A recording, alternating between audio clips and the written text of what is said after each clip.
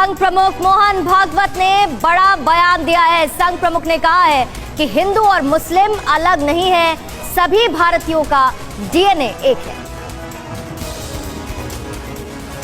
तो हिंदू मुसलमान एकता, हमारा तो विचार ऐसा है कि ये शब्द ही तो बड़ा भ्रामक है। ये दो है ही नहीं, एकता की बात क्या है? इनको जोड़ना चाहिए, जुड़े हुए हैं। हम लोग अलग नहीं हैं क्योंकि हमारे देश में ये परंपरा नहीं है। हम समान पूर्वजों के वंशज हैं। ये विज्ञान से भी सिद्ध हो चुका है।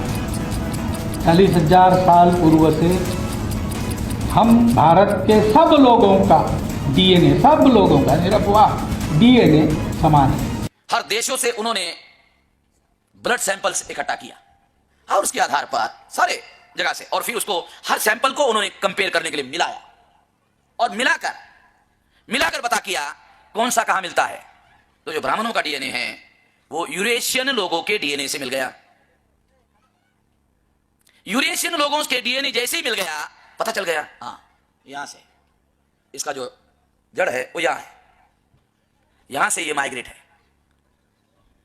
तो डीएनए के आधार पर यह प्रमाणित हुआ कि ये यूरेशियन से माइग्रेट है।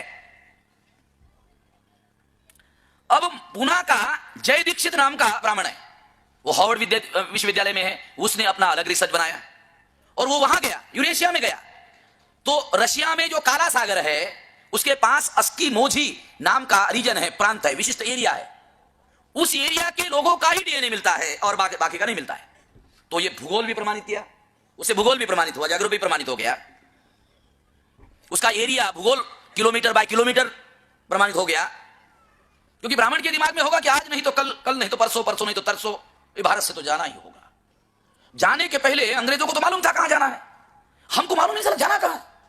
तो मालूम होना चाहिए। तो ये जिस तरह से यहूदियों ने इजराइल बताया, तो ये लोग भी ऐसा कर सकते हैं। तो इस तरह से ये माइंड रिफ्लेक्ट होता है। तो जय दीक्षित ने अपना एक रिसर्च पब्लिश किया, वो भी सिमिलर है।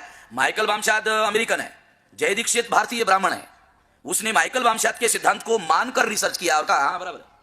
ब्राह्मण कह रहा है, खुद ब्राह्मण कह रहा है कि हाँ भाई माइकल वामशाद का जो रिसर्च है वो बराबर है।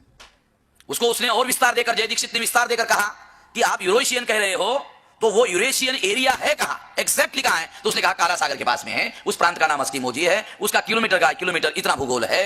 ऐसा डिटेल किया उसने।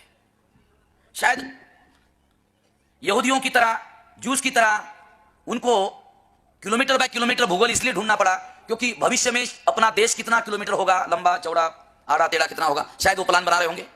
तो जो बहुत दूर तक देखने वाले लोग होते हैं वो इस तरह से सोचते हैं। तो इस तरह से जय दीक्षित ने माइकल वामशाद के सिद्धांत को प्रमाणित कर दिया। कहा ये हिंदुस्तान में जो आर्य आए हैं, अगरचे जहां तक मेन बल्क इनका है वो मैं समझता हूं कि हजरत हाम की नस्ल से है, लेकिन इनमें कुछ गड़मड़ है कि जो कुछ इसराइली भी हैं।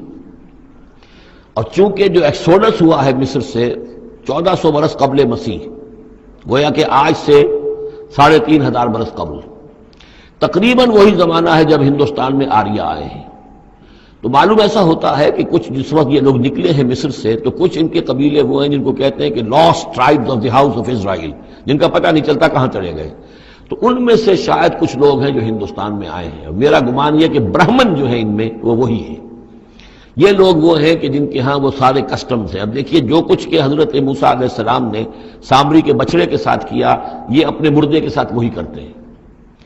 उन्होंने उसके बछड़े को जलाया, जला के राख किया, राख उसे समंदर के अंदर फैला दी। यही वो करते हैं, अपने मुर्दे को जलाएंगे, जला के उसकी राख ले जाएंगे, वो कहीं गंगा में फेंकें या किसी और जगह फेंकें या समंदर में फेंकें। बिल्कुल वही मामला करते हैं।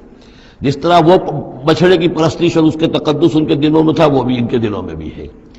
गेरवा रंग, गाय का भी रंग वो था कि जो शोख जर्द रंग जो कहा हम सूरा बकरा में पढ़कर आए, वही गेरवा रंग इनके साधुओं का होता है, वही रंग इनके यहां है।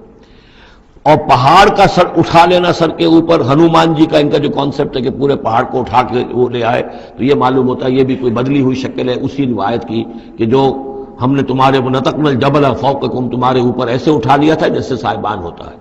तो बहुत सी चीजें जो है, बहरहाल ये चीजें जो मैंने आपको गिनवाई है, गौशाला परस्ती है, लामिसास या अनटचेबिलिटी, इनकी एक कौम वो है जिसको हाथ नहीं लग सकता, हाथ लग गया तो भ्रष्ट हो जाएगा। इसी तरीके से मुर्दे का मामला, जर्द रंग का मामला, हनुमान का पहाड़ को उठा लेना, ये सारी चीजें जो है इसराइली तारीख के वाकयात से इनका एक ताल्लुक